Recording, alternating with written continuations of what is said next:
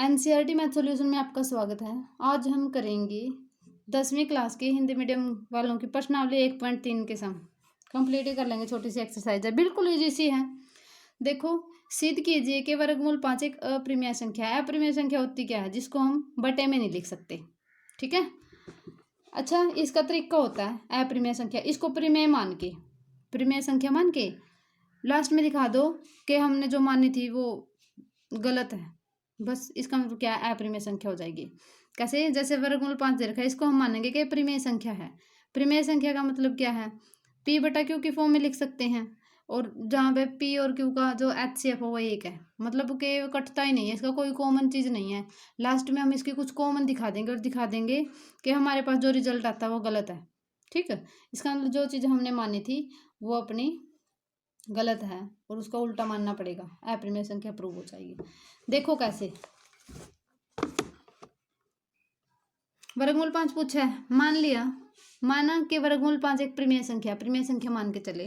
वर्गमूल 5 पी बटा क्यू हो जाएगा, जहाँ पे क्यू 0 के बराबर नहीं है और पी क्यू का एक के अलावा कोई और सार्वगुणनखंड नहीं है, इसका कोई भी कॉमन गुणनखंड नहीं है। और इसका मतलब या तो ये बात लिख लो या फिर इसका सीधा लिख लो, इसका एचसीएफ है ना, सिर्फ एक है। एचसीएफ कौन से होते हैं? कॉमन चीजें, कॉमन गुणनखंड होते हैं जो, वही होता है एचसीएफ।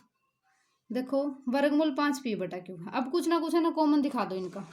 वर्गमूल 5 क्या है? पी बटा क्यू। इसको उस साइड ले गए, स्क्वायर कर लिया, वर्ग करने पर दोनों साइड, यहाँ पे रूट का स्क्वायर बन गया, रूट से स्क्वायर रूट कैंसिल, यहाँ पे P square by Q square हो गया।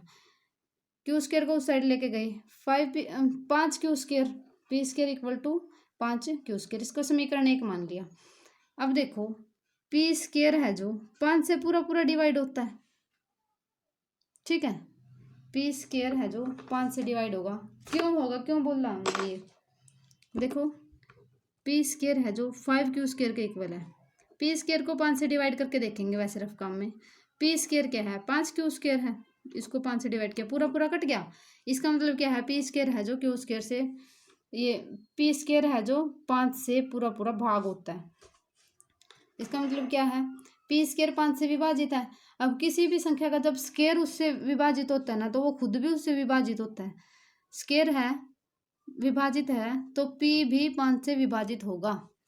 दोबारा से देखो, मतलब इतना तो हो गया, पी का तो कॉमन फैक्टर पी है जो 5 से पूरा भाग होता है। अब हम दिखाएंगे कि क्यू भी होता है, तो दोनों का कॉमन फैक्टर 5 आ जाएगा, बट हम ये मान के चलेंगे इनका तो सिर्फ 1 है, इस वजह से गलत धारणा हो जाएगी। दोबारा से देखो, पी है जो 5 से विभाजित होता है, इसका मतलब पी को 5 गुना कुछ लिख सकते हैं, कुछ यहाँ पे आर मान लिया, पी क्या है 5 आर। अब स्क्वायर कर लिया,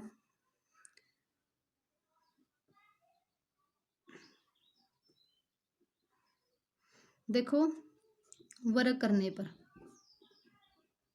इसका वर्ग कर लिया हमने, पी स्क्वायर इक्वल टू 5 का वर्ग 25, आर का आर स्क्वायर।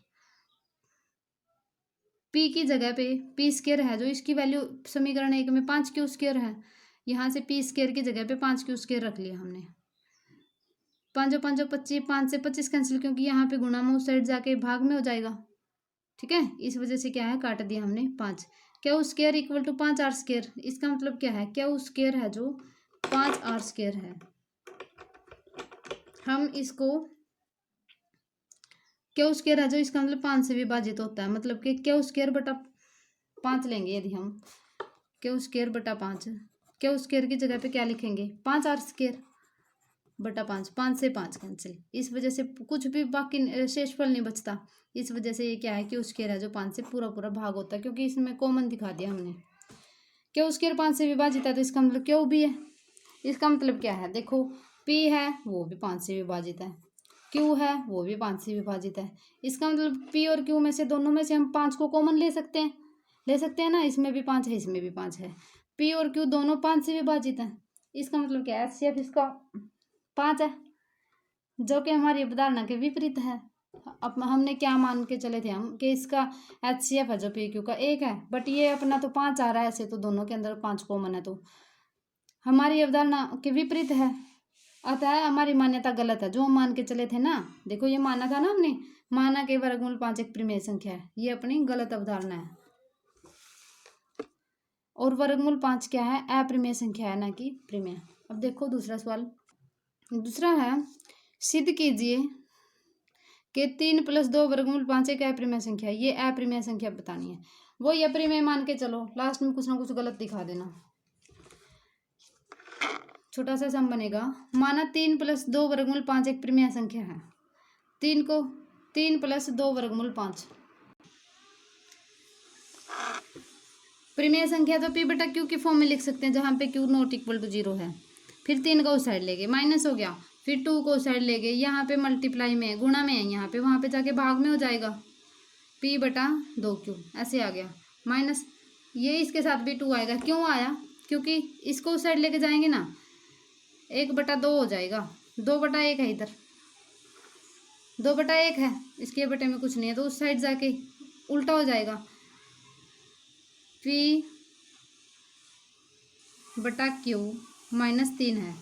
ये 2 है, इसके साथ भी गुना होगा और इसके साथ भी, इस वजह से 2q और 2 है, ये इसके साथ भी होगा ये गुना। अब क्या है, ये एक बटे वाली संख्या है, तो इसका मतलब प्रिमेय संख्या है।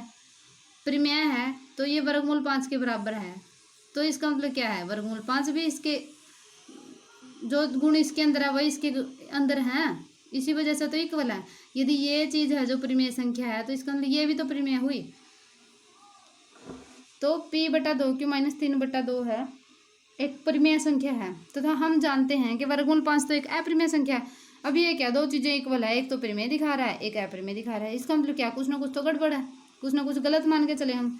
अतः समीकरण 1 से वर्गमूल 5 है जो p/2q -3/2 के इक्वल नहीं है। ठीक, क्योंकि एक तो प्रिमेय बता रहा है, एक अप्रिमेय। इसका मतलब क्या, दोनों चीजें इक्वल नहीं है, एक के कुछ गुण है, दूसरे के कुछ गुण है, तो दोनों इक्वल नहीं होंगे। अतः हमारी अवधारणा गलत है, इसलिए 3 + 2 वर्गमूल 5 एक अप्रिमेय संख्या होगी। अब देखो तीसरा सवाल अपना स्टेटमेंट है, सिद्ध कीजिए कि निम्नलिखित संख्याएं अप्रिमेय हैं। 3 पार्ट है इसके। पहला देखो 1/2 अप्रिमेय दिखा ना, प्रिमेय मान के चले। माना 1/2 एक प्रिमेय संख्या है, तो 1/2 = p/q, q ≠ 0 है। यहाँ पे व्युत्क्रम करने पर उल्टा कर लो, मतलब कोई फर्क नहीं पड़ेगा, वर्गमूल 2 को ऊपर नीचे कर लिया दोनों को। ठीक है, अब वर्गमूल 2 के बटे में 1 लगाए ना लगाए कोई फर्क नहीं पड़ता।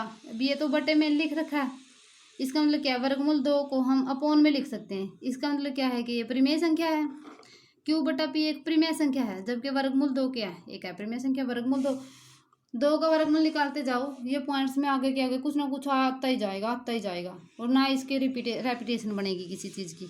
इस वजह से ये अप्रिमेय संख्या है।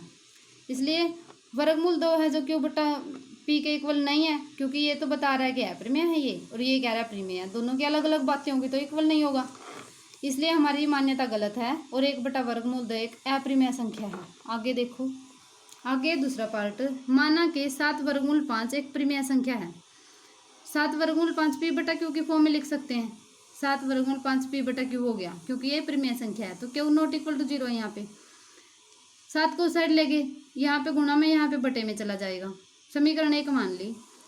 अब ये क्या है, p/7q, इसको तो बटे में लिख रखा है। बटे में लिखने का मतलब क्या है, ये प्रिमेय संख्या है। p/7q एक प्रिमेय संख्या है, जबकि वर्गमूल 5 क्या है, हमने पहले सवाल में प्रूव किया था, ये क्या है, अप्रिमेय संख्या है। इसलिए समीकरण 1 गलत साबित होती है। अतः गलत क्यों साबित होती है, ये तो कह रहा है कि प्रिमेय है, अप्रिमेय है, ये कह रहा है प्रिमेय है। इनका दोनों की आपस में झगड़ा है, ठीक है, इस वजह से इक्वल नहीं है। हमारी मान्यता गलत है, और 7 वर्गमूल 5 एक अप्रिमेय संख्या होगी। तीसरा पार्ट देखो, इसमें 6 + वर्गमूल 2 को प्रूव करना है। माना कि 6 + वर्गमूल 2 एक प्रिमेय संख्या है।